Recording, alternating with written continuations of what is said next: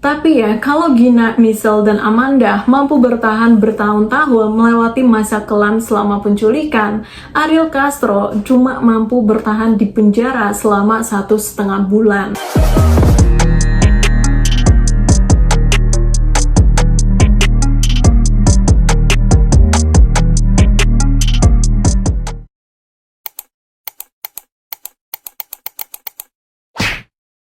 Jadi kasus yang akan kita bahas malam ini terjadi di Cleveland, Ohio. Penculikan terhadap 3 perempuan muda yang ditawan selama 1 dekade oleh Ariel Castro, pria yang dikenal friendly dan sopan.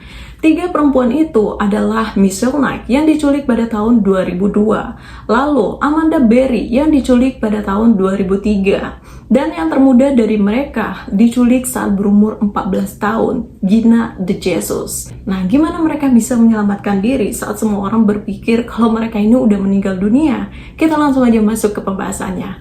Let's begin. Korban pertama dalam kasus ini emang Michelle, tapi kita bahas dari Amanda ya. Nah, sekilas tentang Amanda. Amanda ini 2 bersaudari. Dia punya seorang adik yang bernama Beth Serrano, yang dibesarkan oleh ibunya, Luana Miller. Lalu, pada tanggal 21 April 2003, Amanda Berry rencananya akan berhenti dari pekerjaannya di King Burger. Karena besoknya, tanggal 22 April 2003, dia akan merayakan ulang tahunnya yang ke-17, Sweet 17-nya. Dan hari itu, Amanda menjalani aktivitasnya seperti biasa. Dia sarapan, dia siap-siap kerja. Tapi ternyata ya, hari itu nggak cuma jadi hari terakhirnya kerja, tapi juga menjadi hari terakhir dia bisa menghirup udara bebas. Saat perjalanan pulang, Amanda ini ketemu sama salah satu bapak temennya, Ariel Castro, yang menawarinya tumpangan.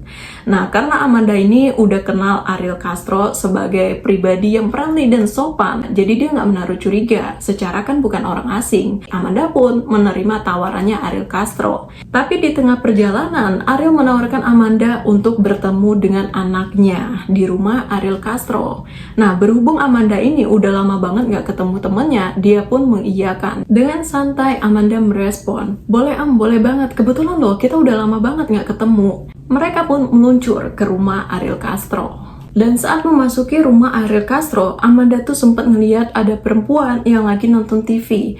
Tapi si perempuan ini kayak cuek banget gitu. Jangankan untuk nyapa, dia bahkan gak mengalihkan pandangannya ke TV. Cuma si Ariel bilang kalau itu salah satu temennya yang lagi numpang tinggal beberapa hari. Kayak teman sekamarnya gitulah. Dan mereka pun terus berjalan menuju ruangan lainnya. Tapi Amanda ini mulai ngerasa nggak nyaman. Dia ngerasa aneh, ngeliat jendela ditutup rapat bahkan sampai dipaku. Dan ruangan itu makin minim cahaya. Tapi walaupun dia ngerasa nggak nyaman dan mulai ngerasa nggak enak, Amanda ini tetap mencoba untuk tenang sambil menanyakan kepada Ariel keberadaan temennya. Waktu itu Ariel bilang kalau anaknya lagi mandi, serta meminta Amanda untuk menunggu di sebuah kamar yang dia sebut kamar anaknya. Tapi ketika Amanda mulai masuk ke kamar itu, nggak lama kemudian Castro juga ikut masuk, mengunci pintu, dan meminta Amanda untuk melepaskan pakaiannya. Saat itulah Amanda sadar bahwa mulai detik itu hidupnya nggak akan berjalan baik-baik aja. Tapi apa yang terjadi selanjutnya lebih mengerikan lagi dari apa yang dipikirkan Amanda. Setelah dia dikerjain Castro, Amanda dibawa ke sebuah ruangan bawah tanah, tangan dan kakinya dirantai, matanya ditutup, dan Castro akan selalu menyalakan radio dengan volume yang kencang untuk menutupi teriakan Amanda saat dia ingin bermain-main dengan Amanda. Nggak cuma dikerjain, Amanda bahkan cuma dikasih sebuah ember sebagai tempat dia buat buang air kecil atau BAB.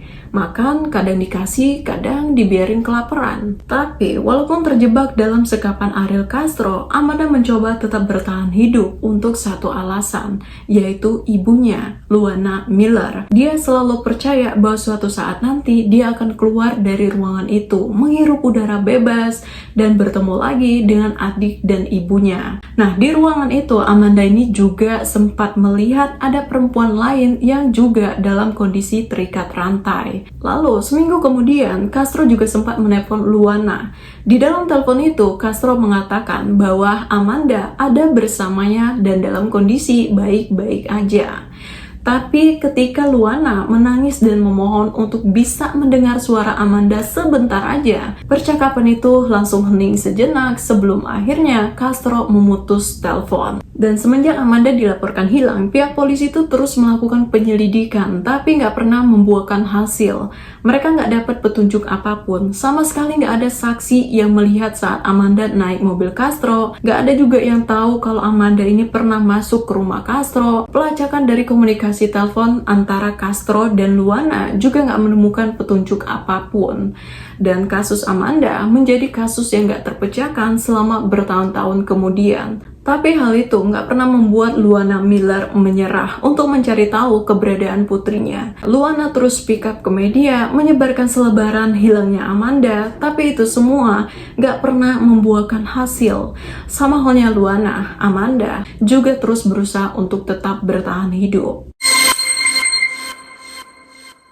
Sebelum Amanda, Michelle naik udah lebih dulu ngerasain pedihnya berada di bawah sekapan Ariel Castro. Cuma backgroundnya Michelle juga sangat menyedihkan. Michelle adalah anak pertama yang jadi tulang punggung keluarga. Terlahir dari orang tua yang kurang bertanggung jawab dengan kehidupan yang miskin, membuat Michelle yang saat itu masih berumur 14 tahun, mau nggak mau harus berperan sebagai ayah dan ibu untuk saudara-saudaranya.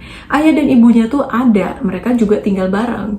Cuma sakit sulitnya perekonomian mereka membuat Michelle harus turut banting tulang untuk menghidupi adik-adiknya. Lalu singkat cerita, di usianya yang ke-18 tahun, Michelle melahirkan seorang putra yang dia beri nama Joey. Tapi walaupun Joey adalah anak hasil kecelakaan, Michelle tetap bertekad untuk bisa menjadi ibu yang hebat untuk putranya Joey. Sayangnya, satu insiden memisahkan dia dengan putranya Joey ketika pacar ibunya yang lagi mabuk, ngamuk-ngamuk gak jelas, emosi, dan mematahkan lututnya si Joy. Karena hal itulah, layanan sosial langsung mengambil alih hak asuh Joy dari Michelle dengan anggapan bahwa Joy akan lebih aman berada di panti asuhan daripada di bawah asuhannya Michelle dengan keluarga Michelle yang antah berantah. Setelah Joy ditempatkan di panti asuhan, Michelle ini nggak mau nyerah gitu aja. Dia tetap berusaha untuk bisa kembali mendapatkan hak asuh Joy biar bisa tinggal bareng lagi sama putranya, Joy.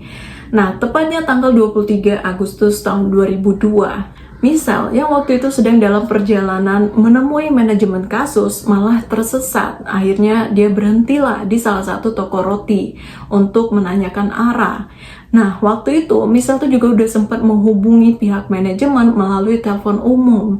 Tapi teleponnya sama sekali nggak direspon. Di tengah kebingungan itulah Michelle bertemu dengan Ariel Castro, pria yang dia kenal sebagai bapak dari salah satu temennya. Michelle pun menanyakan arah tujuannya, dan dengan wajah ramah tutur kata sopan, Ariel mengatakan, "Oh, itu cuma 5 menit, ayo om anterin." Tanpa ragu-ragu, Michelle pun naik ke mobil Castro.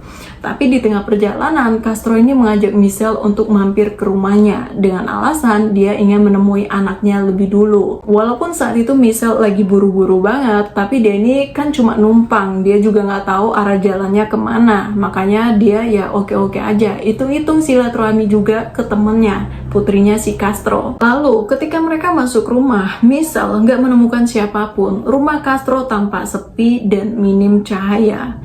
Ketika Michelle berbalik dengan maksud menanyakan keberadaan putrinya Castro, dia malah melihat Castro tengah melepaskan pakaiannya.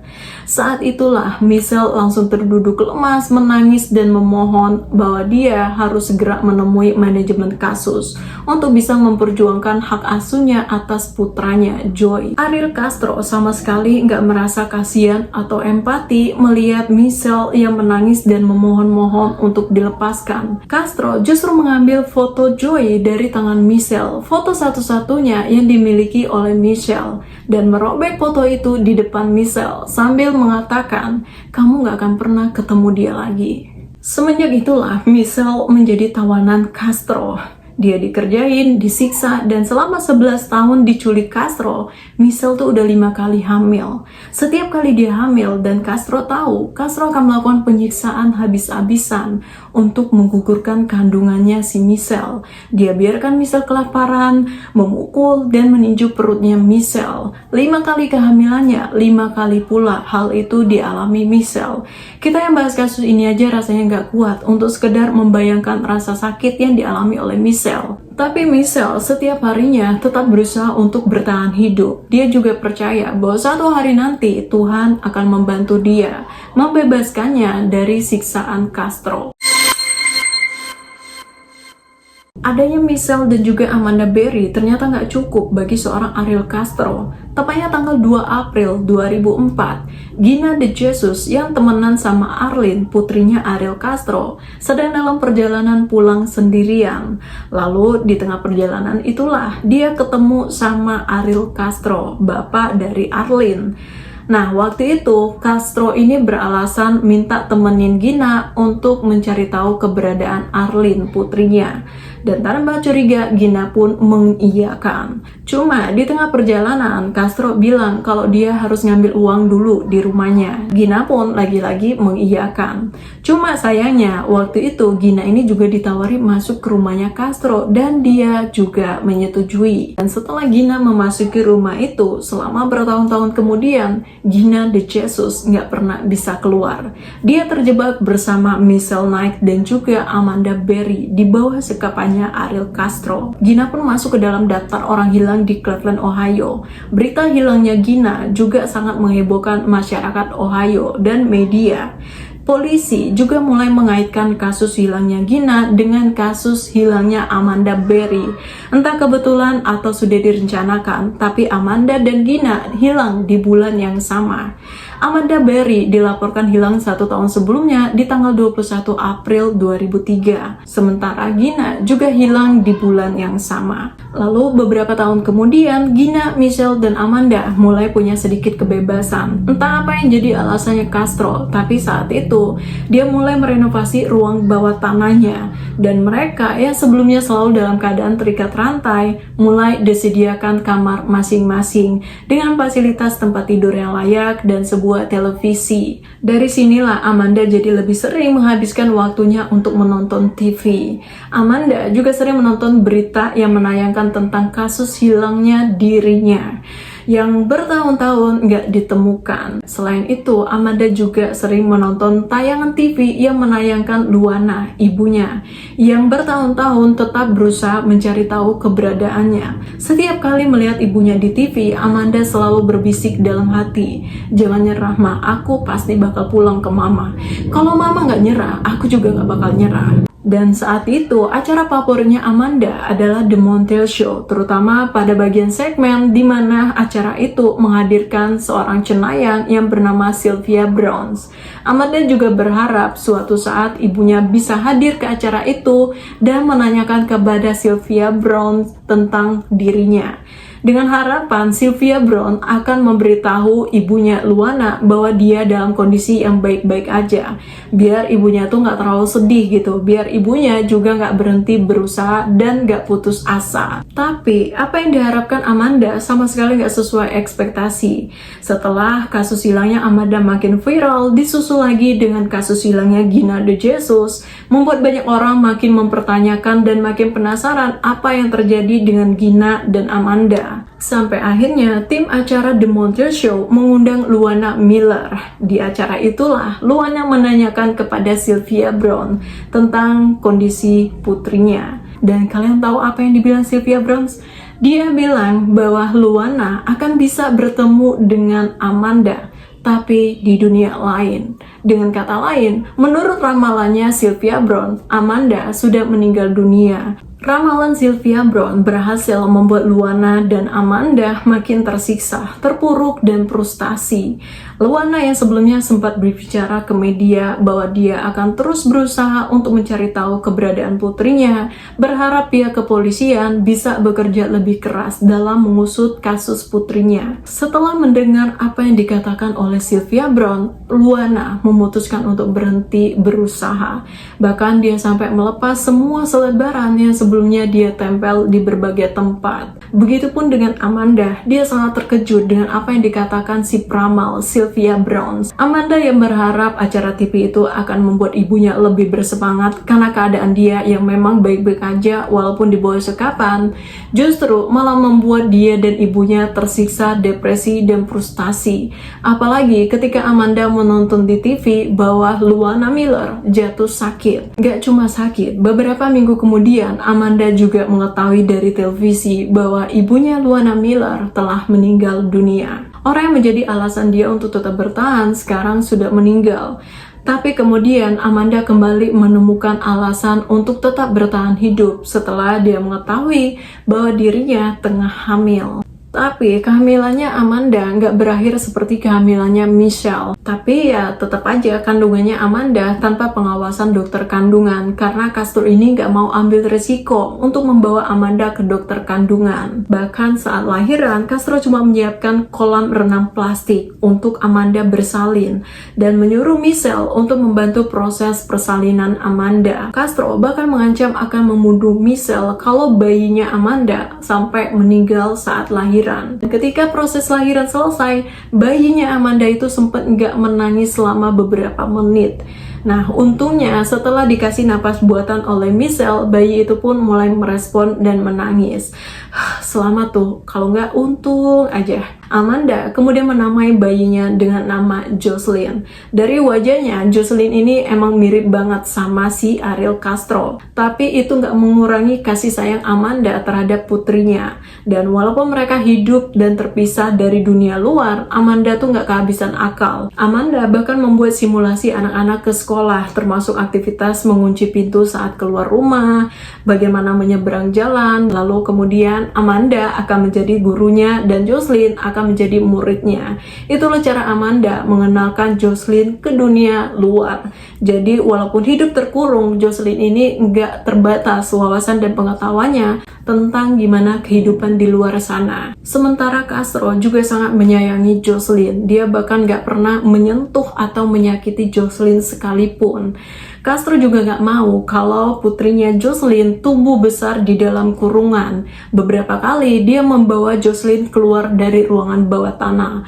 Awalnya Jocelyn diperbolehkan berkeliaran di rumah, lalu mulai boleh main di halaman, dan mulai diajak ke taman, sampai akhirnya jalan-jalan bareng sama si Castro. Nah, kalau ada yang nanya soal Jocelyn, Castro akan bilang kalau Jocelyn ini adalah cucunya atau anak dari teman wanitanya. Dan karena sering melihat dunia luar, membuat Jocelyn ini mulai merasa aneh, mempertanyakan kenapa ibunya selalu pakai gelang, alias rantai yang sering dipakaikan ke tangan dan kaki Amanda Berry. Dan perlahan, Jocelyn yang saat itu masih berumur 6 tahun, mulai memahami situasi tersebut. Walaupun dia belum paham secara detailnya ya, tapi dia mulai tahu dan mengerti bahwa apa yang dilakukan oleh Castro terhadap Amanda bukanlah hal yang baik. Selain sering mengajak Jocelyn main keluar rumah, Castro juga mengizinkan Jocelyn untuk bebas bermain di dalam rumah. Ya, walaupun rumah Castro ini kelihatannya doang dari luar kayak rumah biasa, tapi sebenarnya rumahnya Castro itu udah direnovasi sedemikian rupa. Sampai akhirnya tanggal 6 Mei 2013, Jocelyn yang waktu itu sedang bermain-main di dalam rumah sempat melirik ke arah luar. Lalu dia langsung berlari menemui Amanda dan mengatakan bahwa dia tidak melihat mobil ayahnya. Jantung Amanda langsung berdebar begitu kencang. Dia berada di dua pilihan, mengambil kesempatan itu untuk melarikan diri dengan risiko fatal kalau sampai gagal, atau memilih dia menunggu keajaiban. Tapi saat itu Amanda berpikir, mungkin kesempatan itu hanya akan terjadi satu kali seumur hidup. Dia pun memilih untuk mengambil resikonya. Dia menggandeng Jocelyn menuju jalan keluar, dan untungnya pintu akses keluar ruang bawah tanah juga nggak dikunci sama Castro. Amanda dan Jocelyn pun langsung berlari menuju pintu utama. Tapi ketika mereka membuka pintu itu, ternyata pintu itu terkunci. Amanda coba dobrak, dia pakai segala macam alat, Tapi dobrakannya masih nggak cukup kuat untuk membuka pintu itu. Gak nyerah gitu aja, dia terus pukul-pukul pintu itu, menciptakan suara seberisik mungkin sambil terus meneriakkan namanya dan meminta pertolongan orang-orang di sekitar. Dan kebetulan Charles Ramsey, salah satu tetangganya Ariel Castro, saat itu sedang berada di teras rumahnya. Nah, ketika dia mendengar suara gebrak-gebrak dan suara teriakan Amanda, Ramsey pun langsung menuju ke rumah Ariel Castro dan dia langsung mendobrak pintu itu sekuat tenaga. Saat itulah Amanda langsung meminjam handphone dan menelpon 911. Cleveland 911. You need, Hello, please. Help me. I'm Amanda Berry. you need police, fire, or ambulance. I'm the police. I've been kidnapped and I've been missing for 10 years. Okay, and what's your address? 2207 Seymour Avenue. Okay. Charles pun juga sempat menelpon 911 dan melaporkan kondisi Amanda. Selama menunggu kedatangan polisi, walaupun dia udah di luar rumah Castro dan udah ada orang-orang lain juga, Amanda tuh masih tetap aja panik dan histeris. Karena di pikirannya Amanda, orang-orang itu belum tentu bisa menghentikan Castro. Kalau sampai Castro lebih dulu pulang sebelum polisi datang. Tapi nggak lama kemudian polisi tiba di lokasi dan Amanda langsung menggandeng Jocelyn menghampiri polisi serta mengatakan kalau di dalam rumah Castro masih ada 2 perempuan lainnya. Polisi pun langsung masuk ke rumah Castro dan mengevakuasi Michelle dan Gina. Michelle bahkan sampai mencium tanah saking bersyukurnya dia atas jawaban dari doa-doa yang selama ini dia panjatkan. Mereka bertiga pun dibawa ke rumah sakit untuk menjalani perawatan. Dan di antara mereka bertiga, Michelle mengalami luka terparah di bagian perut karena pernah mengalami kekerasan yang dilakukan Castro saat menggugurkan kandungannya.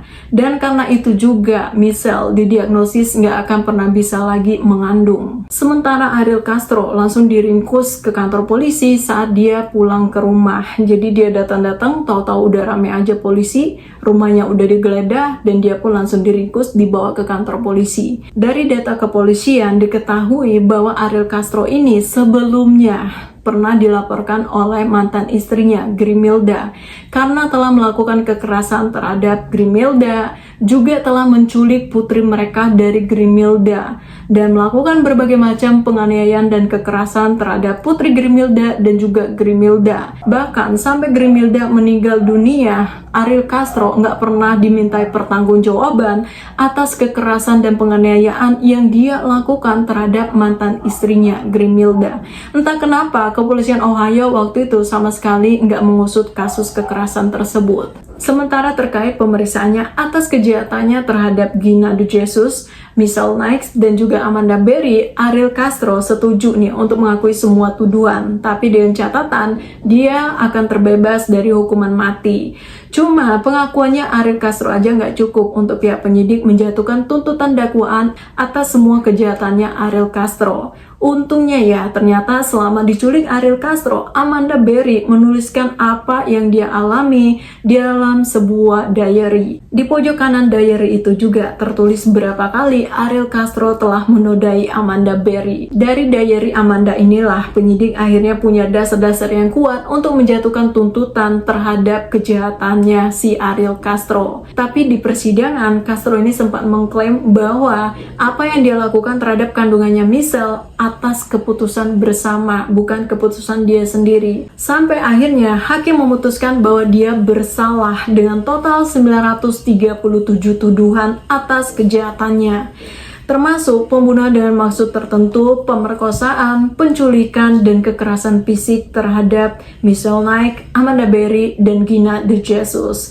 Dan dijatuhi hukuman penjara seumur hidup tanpa kemungkinan jaminan bebas bersyarat ditambah 1000 tahun. Jadi dengan kata lain, walaupun dia bebas dari hukuman mati, ya tetap aja sampai dia meninggal juga dia bakal tetap di penjara. Tapi ya, kalau Gina, Michelle, dan Amanda mampu bertahan bertahun-tahun melewati masa kelam selama penculikan, Ariel Castro cuma mampu bertahan di penjara selama 1,5 bulan setelah dia mengakhiri hidupnya sendiri. Di dalam jurnalnya, Ariel Castro menuliskan bahwa selama di penjara, dia telah menerima berbagai macam penyiksaan dan pelecehan dari para narapidana lainnya, sehingga dia memilih untuk mengakhiri hidupnya. Sementara Michelle, Amanda, dan Gina menjalani kehidupan baru yang sukses di bidangnya masing-masing. Walaupun mereka sama-sama mengabdikan diri untuk membantu orang-orang yang kehilangan anggota keluarga. Michelle bahkan pernah merilis buku pertamanya yang berjudul Finding Me, buku yang menceritakan tentang pengalaman pahitnya saat diculik Ariel Castro. Dan lalu beberapa tahun kemudian, Michelle kembali merilis buku keduanya yang berjudul Life After Darkness. Buku yang menceritakan bagaimana Michelle yang mengalami traumatis berat setelah penculikan itu akhirnya berhasil melawan rasa traumanya dan menatap masa depan. Michelle juga mengubah namanya menjadi Lily Rose Lee dan memutuskan menikah dengan seorang laki-laki yang bernama Miguel Rodriguez. Sementara Amanda Berry kembali tinggal bersama keluarganya di Cleveland, Ohio dan membangun kembali hidupnya bersama dengan Jocelyn. Amanda juga aktif sebagai advokat untuk korban kekerasan dan penculikan. Selain itu, dia juga menjadi pembawa acara di segmen berita lokal yang berjudul Missing untuk 4A Cleveland yang menyoroti kasus orang hilang yang belum terpecahkan. Sementara Gina ya, beda sama Michelle dan Amanda yang sering speak up dan muncul di media. Gina justru lebih suka memprivasi kehidupannya dan gak terlalu sering muncul di media. Setelah penculikan itu, Gina memilih untuk kembali ke keluarganya dan mendirikan The Cleveland Family Center for Missing Children and Adults, sebuah organisasi yang bertujuan untuk membantu keluarga korban penculikan. Nah, ini tuh berdasarkan dari pengalaman keluarganya Gina sendiri, di mana saat Gina diculik Ariel Castro, keluarganya ini nggak punya banyak orang yang bisa membantu mereka untuk setidaknya menyebarkan selebaran hilangnya Gina de Jesus. Makanya dengan mendirikan organisasi tersebut, Gina berharap bisa membantu keluarga yang mengalami kehilangan anggota keluarga untuk setidaknya menyebarkan selebaran alih-alih cuma berdiam di rumah, pasrah, dan khawatir. Seperti apa yang dilakukan oleh keluarga Gina saat dia diculik. Habis ceritanya, dan mohon maaf ya kalau ada beberapa part yang terdengar ada background suara yang berisik banget, karena emang lagi ada beberapa rumah yang lagi direnovasi. Tetangga sebelah lagi renovasi lantai atas, di sebelah sana lagi ada yang lagi bangun rumah, terus di situ kayaknya atapnya aku lihat nggak ada, lagi dibangun juga. Nah, semoga nggak keganggu ya, semoga suaraku bisa menutupi suara-suara keberisikan itu, walaupun berisiknya tetap kedengaran. Dan terima kasih udah tonton videonya sampai sini. Jangan lupa like kalau kamu suka pembahasan seperti ini. Dukung channel ini juga ke 1000 subscriber tahun ini. Yuk, klik subscribe. Kalau belum cocok ya udah deh, nggak usah dulu diklik. Aku akan berusaha di next video. Semoga kamu kembali dan klik subscribe channel ini. Oke, stay safe and stay happy. See you next time. Dah.